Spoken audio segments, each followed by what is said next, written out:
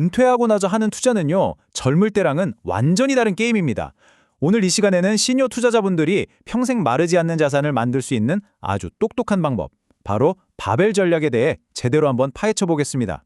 혹시 이런 생각 해보신 적 있으신가요? 아마 많으실 거예요. 많은 투자자분들이 공감하는 두려움이면서 또 답답함이죠. 근데 있잖아요. 은퇴하고 나서 하는 투자는 단순히 주가가 오르고 내리고 여기에만 집중하면 정말 큰일 날 수 있어요. 왜냐하면 게임의 룰 자체가 아예 다르거든요. 자, 바로 이겁니다. 젊을 때는 돈을 막 모으고 불리는 적립기잖아요. 그런데 은퇴 후에는 그동안 모아둔 돈을 생활비로 이렇게 꺼내 써야 하는 인출기로 바뀌는 거죠. 그러니까 목표 자체가 다르니까 당연히 투자 방법도 완전히 달라져야 하는 겁니다. 그러면 시니어 투자자들이 마주하는 진짜 위험은 뭘까요? 이게 그냥 시장이 좀 오르락내리락 하는 거, 그런 수준의 문제가 아니에요. 그 이상입니다. 왜 은퇴 후 투자가 이렇게 어렵고 중요하냐면 바로 이 세 가지 위험 때문이에요. 첫째는 재무적 위험. 시장이 막 떨어지는데 당장 생활비가 없으니까 어쩔 수 없이 헐값에 주식을 팔아야 하는 상황. 생각만 해도 끔찍하죠. 둘째는 심리적 위험이에요. 불안하고 무서우니까 그냥 에라 모르겠다 하고 최악의 타이밍에 다 던져버리는 거죠. 그리고 마지막으로 감정적 위험. 이렇게 투자에 실패하고 나면 그 상실감, 자책감, 이게 정말 사람을 힘들게 하거든요. 이 위험 관리가 그래서 얼마나 중요한지 제가 아주 극적인 실제 사례를 하나 보여드릴게요. 한번 비교해 보시죠.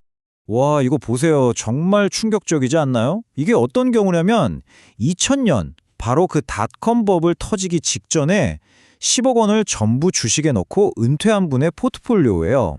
닷컴 버블 맞았죠. 2008년 금융위기 또 맞았죠. 이렇게 두 번의 폭락을 겪으면서 생활비를 계속 빼서 썼더니 결국 13년 만에 자산이 그냥 영환이 되어버린 겁니다. 자, 그런데 다음을 한번 보세요. 똑같은 시기에 은퇴했는데 이번에는 주식의 50%, 채권의 50% 이렇게 자산을 나눈 경우예요. 결과가 어땠을까요? 놀랍게도 똑같은 폭풍을 다 겪었는데도 13년 뒤에 보니까 원금이 거의 그대로 남아있는 거예요.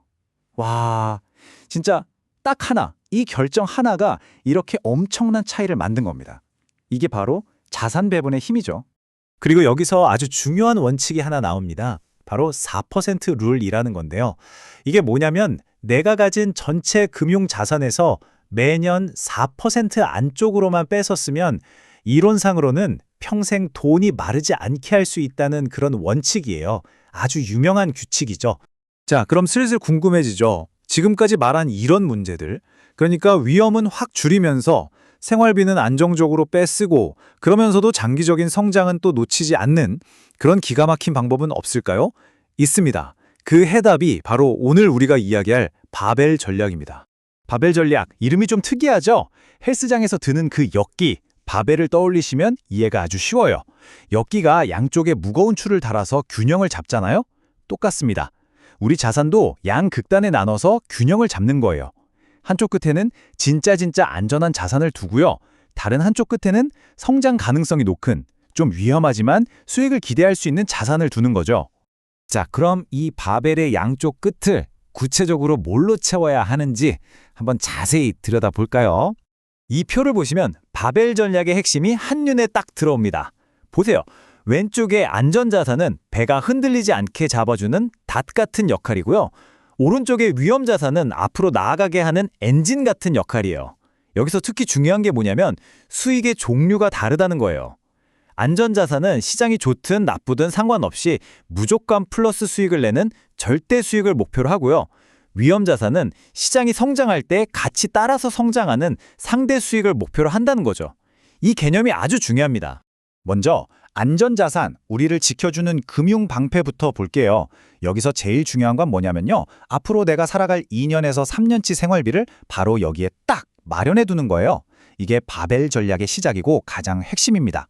왜냐하면 이 돈의 규모를 정해야 나머지 돈을 어디에 얼마나 투자할지 정할 수 있거든요.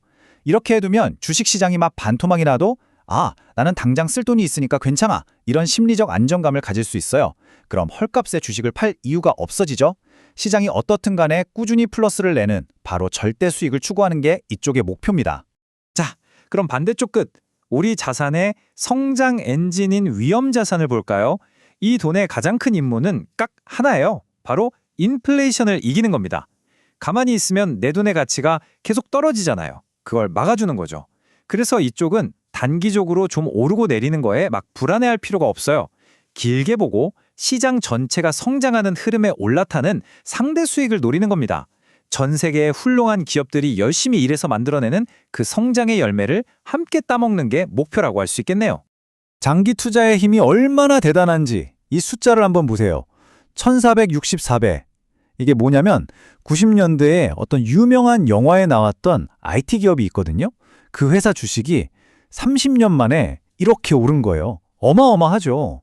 물론 우리가 이런 대박 종목을 딱 골라내는 건 거의 불가능에 가깝습니다.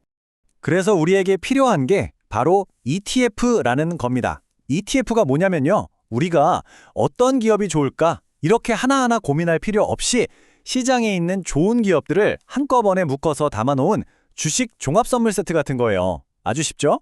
이 ETF 하나만 사도 전 세계 잘 나가는 기업들의 성장에 내가 같이 참여할 수 있게 되는 겁니다. 자, 이제 거의 다 왔습니다. 이 모든 이야기를 종합해보면요. 바벨 전략이라는 건 단순히 돈을 버는 기술이라기보다는 평생을 함께 할 수 있는 어떤 투자 철학에 가깝다는 걸 알 수 있어요. 저는 이 말이 오늘 이야기의 핵심을 딱 찝어준다고 생각해요. 성공적인 은퇴 투자는 최고의 수익률을 쫓는 게 아니다. 마음의 평화를 주는 지속가능한 시스템을 만드는 것이다. 맞아요. 수익률 1등 하려고 아등바등 하는 게 아니라 내 남은 인생을 든든하게 받쳐줄 수 있는 안정적인 시스템을 만드는 것. 그게 진짜 목표가 되어야 합니다. 다시 한번 정리해 볼까요? 바벨 전략은요. 일단 당장 쓸 생활비를 딱 확보해서 시장에 흔들려도 마음 편하게 해주고 그러면서도 장기적으로 자산이 불어나는 기회는 놓치지 않게 해줍니다. 그리고 제가 생각하는 가장 큰 장점은 바로 이거예요. 시장에 이리저리 휘둘리는 게 아니라 내 노후 자금의 운전대를 내가 직접 내 손에 꽉 쥐게 해준다는 거죠. 마지막으로 이 질문을 한번 스스로에게 던져보시면 어떨까요?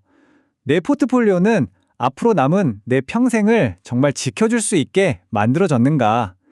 이 질문에 대한 답을 찾는데 오늘 이야기한 바벨 전략이 좋은 시작점이 되었으면 좋겠습니다. 들어주셔서 감사합니다.